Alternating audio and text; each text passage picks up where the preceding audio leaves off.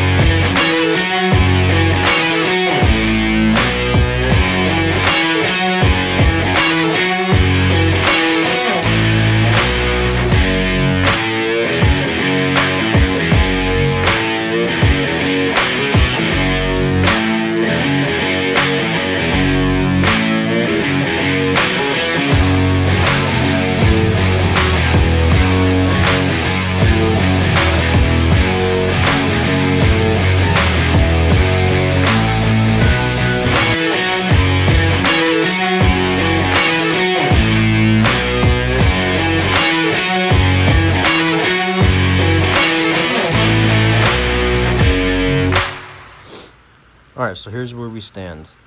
We've got the outside perimeter of the handle pretty much finished up. It's sanded up to 1000 grit. Haven't touched any of this yet. Reason being is that we're going to blacken the blade, and the Tang is going to be blackened as well. So once it's blackened, I'm going to glue everything up and won't be able to hit any of this with sandpaper because obviously this is going to be blackened and I don't want to mess that up. So after glue up, finish knocking all these posts down, grind them down, and get the rest of it sanded up, and then it'll be on to the sheath. As you can see here, I left the Tang a little bit proud of the handle. Kind of a cool little touch that I threw in there just really to make things more difficult, I guess. But I like the way it looks. So yeah, let's go ahead and get started on the blackening.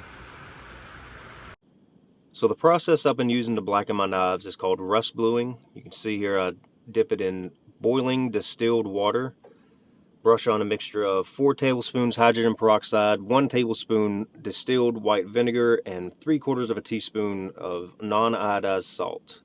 You brush it on there, let it rust over, dip it back in the boiling water. This will darken it slightly, and then you're going to brush it with a super fine steel wool to knock off all the excess rust that's on there. I usually have to repeat this process around 10 times till you finally start seeing it to darken like you see here. So it's a lengthy process, but it really makes a tough finish, and there's no harsh chemicals involved. So if you was to use this on food, say at the campsite or something, you're not going to get any chemicals leaching into your food. You won't get any weird aftertaste like you might with cold bluing or parkerizing. Alright, so we're back outside, and here's my super high-tech stone washing machine.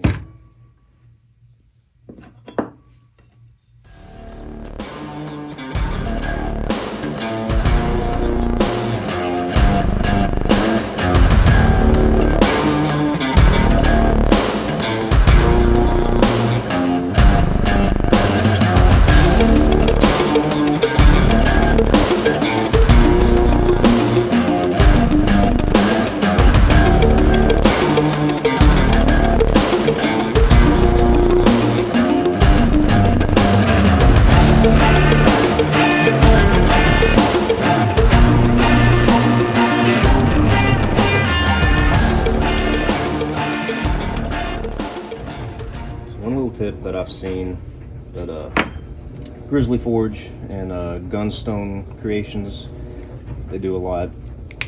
Let's put some kind of wax on the outside before glue up, and that prevents the epoxy from sticking to anywhere that you wax. So it makes cleanup after the glue up a lot less of a headache.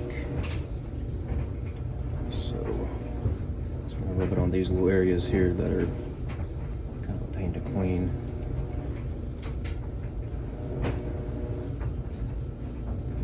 I'm not going to worry too much about the flats because that's all going to get ground and sanded anyways. One thing y'all didn't see because I forgot to press record is me drilling all these little divots in there that just make somewhere for, for the epoxy to go. Kind of roughen up the surface there. Helps it to stick better. We'll go with a 5-minute epoxy. You really got to be on your game here with this stuff because it'll set up real quick on you.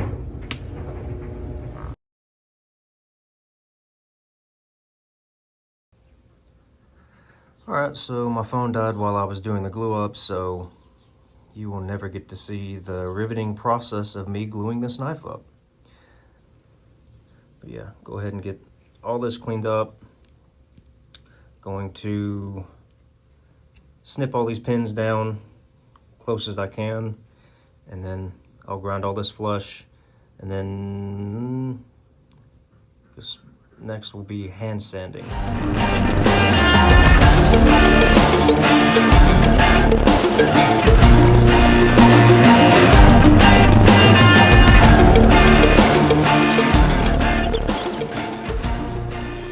Alright, so got it hand sanded all the way up to 1000 grit, polished.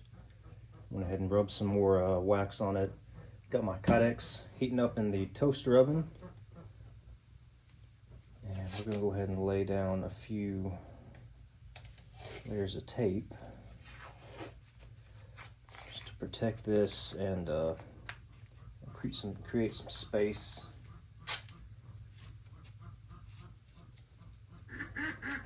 This way when once you put it in the press, there's a little bit of space in between the kydex and the knife, and so once it's finished, it's not real tight on the blade. You still got some room to slide it in and out.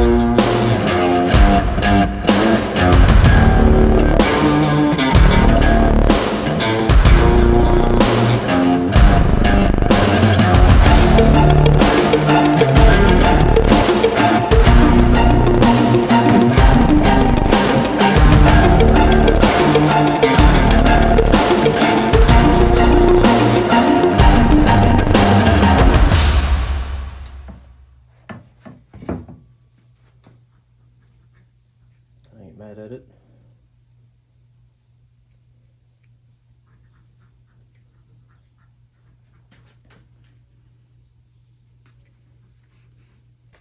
Alright, so I went ahead and cut this out on the bandsaw.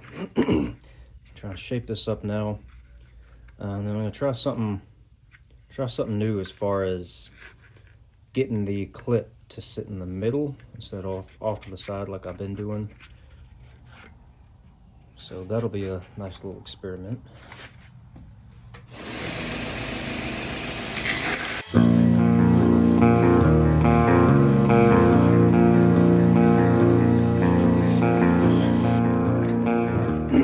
Trying to shape this up a bit. I like to put a little thumb stud, or whatever you call it, on all my kydex. That softened. Just makes a spot there for you to push against to get the kydex, get the knife out of the sheath.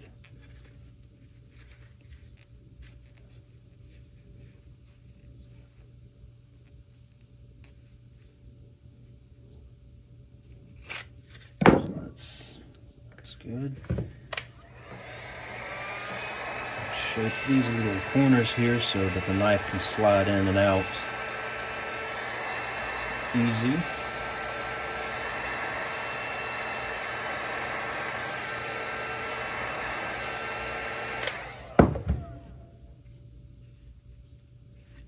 Just kind of flare that out.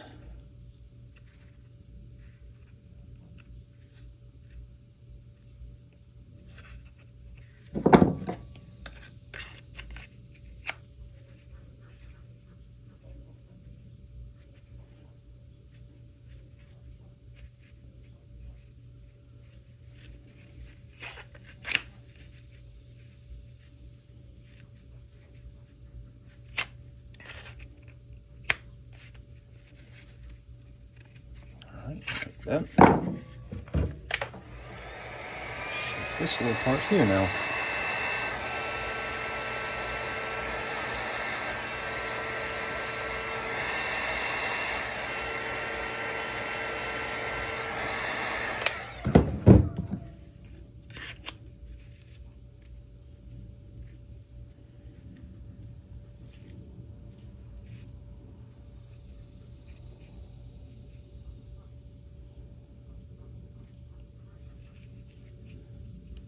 Want to be flared enough for the knife to have a nice wide open spot to stick the blade in, but you also want to keep this nice and tight for retention. I've used this area in the past for the retention on my knives. That winds up just scratching all this area. So I've switched to using this area on the handle for retention. And I like it a lot better. Lets you flare this area so everything slides in and out real easy. And honestly, it just holds better. That's perfect. I do believe that is the best and quickest I've ever finished a kydex. Hey, so something went right today. Neat.